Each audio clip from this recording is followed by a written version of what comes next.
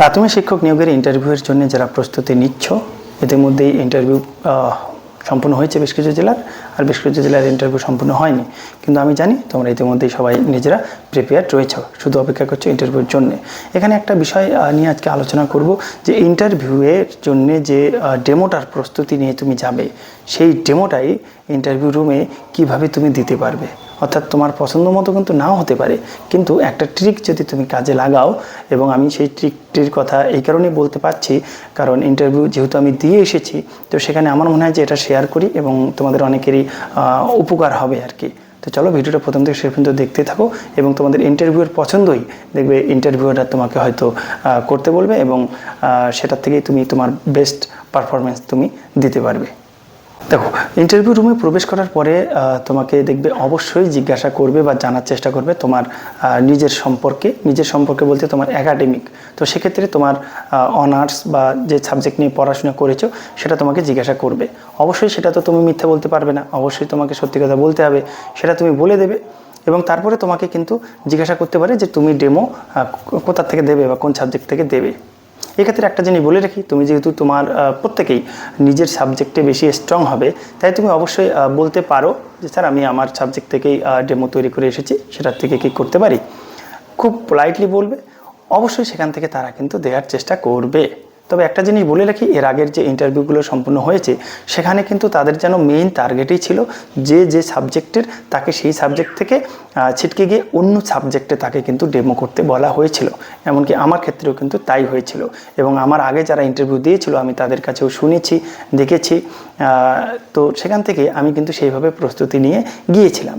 কিন্তু এবার এখানে একটা বিষয় কাজ করে, সেটা হচ্ছে যে ইন্টারভিউ রুমে তুমি যখন তোমার ধরো ইংরেজি সাবজেক্ট, এবার তুমি অন্য সাবজেক্ট তোমাকে দিতে বলবে, তো তার আগেই তুমি কিন্তু বলতে পারো যে আমার ইংরেজি সাবজেক্ট, তো স্যার আমি অঙ্কর থেকেও প্রস্তুতি নিয়েছি, ইংরেজি তো অবশ্যই নিয়েছি। তো তারা কিন্তু তখন দেখবে তোমার সাবজেক্ট বাদ দিয়ে সেই সাবজেক্টেই কিন্তু ফোকাস করার চেষ্টা করবেন, এবং সেই জায়গা থেকে তোমাকে ডেমো দিতে বলতে পারে। তো তুমি যে সাবজেক্ট তোমার নিজের, সেই সাবজেক্ট বাদ দিয়ে অন্য সাবজেক্টের অবশ্যই প্রস্তুতি করে যাবে, এবং সেই জায়গাটা কিন্তু তুমি বেশি ইন্টারেস্ট দেখাতে পারো, তাহলে দেখবে অবশ্যই সেই জায়গা থেকেই তোমাকে কিন্তু ডেমো দিতে বলবে।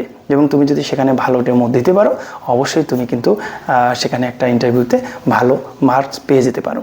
অর্থাৎ এখানে যে বিষয়টা আমরা ক্লিয়ার করলাম সেটা হচ্ছে যে এর আগের যে ছাত্ররা দিয়েছিল সেখানে কিন্তু 90% ক্ষেত্রেই ছাত্ররা নিজেদের পছন্দ মতো ডেমো দিতে পারেনি, কিন্তু বাকি 10% বা ওই 5 to 10 মধ্যেই থাকবে পার্সেন্টেজটা, তারা নিজের সাবজেক্টে কিন্তু ডেমো দিতে পেরেছিল। তো এটা কিন্তু খুবই একটা কঠিন ব্যাপার ছাত্রদের কাছে, হুট করে যখন তাকে অন্য দিতে বলা হয়ে থাকে।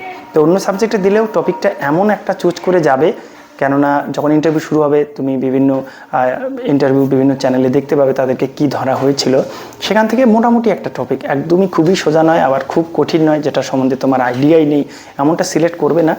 একটা মোটামুটি ভালো টপিক সিলেক্ট করবে, এবং যে টপিকটার থেকে অবশ্যই তাদের যদি জানানো হয় তারা যেন বলতে পারে যে হ্যাঁ ঠিক আছে তুমি এটাই দিতে পারো। অর্থাৎ তোমার টপিক সিলেকশনটা কিন্তু অত্যন্ত গুরুত্বপূর্ণ। এক্ষেত্রে আমি আমার বিষয়ের একটা কথা বলে রাখি, আমি মানে ইংরেজি সাবজেক্টের হলেও আমি যদিও অঙ্ক প্র্যাকটিস করে গিয়েছিলাম, আমি জানি আমাকে অন্য সাবজেক্ট থেকে দেবে, তো সেক্ষেত্রে আমি ইংরেজির পরে অঙ্ক মোটামুটি ভালো, তো অঙ্কের মোটামুটি যেগুলো দেখে গিয়েছিলাম, এবার আমাকে হুট করে বলে যে ঠিক আছে অঙ্ক থেকেই তুমি দাও, ইংরেজি দিতে হবে না, তো অঙ্কের কোনটা দেবে। আমি এখানে বলে ফেলেছি যে আমার মাথায় আর সেই টাইমে কিছু আসেনি, তো আমি এই জায়গাটাতে একটু ভুল করে ফেলেছিলাম। আমি বলেছিলাম যোগের ধারণা। তো যে ম্যাডাম ওখানে বসেছিলেন তিনি বলেছিলেন যে যোগের ধারণা একটু বেশি ছোট হয়ে যায় না, মানে বেশি সোজা হয়ে যায় না। বললাম ম্যাডাম প্রাইমারি বাচ্চাদের জন্য তো যোগের ধারণা শেখানো লাগতেই পারে, যারা 1-এ রয়েছে বা 2-এ রয়েছে তাদেরকে শেখানো যেতেই পারে। তো তবুও তিনি তারপরে কিন্তু আমাকে টপিক চেঞ্জ করে দিয়েছিলেন। এই জায়গাটার জন্যই আমি বলতেছি যে তোমাদের টপিক সিলেকশনটা কিন্তু এমন করতে হবে যেটা যেন তেনারা আর কি তোমাকে চেঞ্জ করে সহজে না দেয়, এই জায়গাটার দিকে একটু নজর দিতে হবে। আশা করছি এই ভিডিওতে আমি যে বিষয়টা বোঝানোর চেষ্টা করছি বোঝাতে পেরেছি। তো এইসবই প্রস্তুতি নাও, প্রস্তুতি তো ইতিমধ্যে সবাই নিয়েছো, কিন্তু এইভাবে নিজেকে একদম প্রস্তুত করে যাও।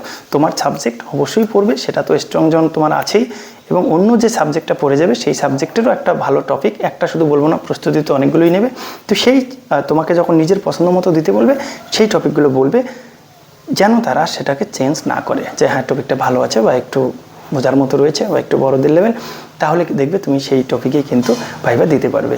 তো ইতিমধ্যে যারা ইন্টারভিউ দিয়ে এসেছো এবং আমার ভিডিওটা যদি দেখে থাকো, তারাও বলবে এই ট্রিকটা কাজে লাগতে পারে কি না। আমি দেখেছি, আমি বলবো এটা ক্ষেত্রে তো 70, 80, 90% ক্ষেত্রেই কিন্তু তোমরা সফল হতে পারবে। তো এতক্ষণ ধরে ভিডিওটা দেখার জন্য অবশ্যই ধন্যবাদ, এবং চ্যানেলটি নতুন হলে অবশ্যই চ্যানেলটি সাবস্ক্রাইব করে পাশে থাকবে এই ধরনের নিত্য নতুন ভিডিও পাওয়ার জন্য। Thanks for watching the video.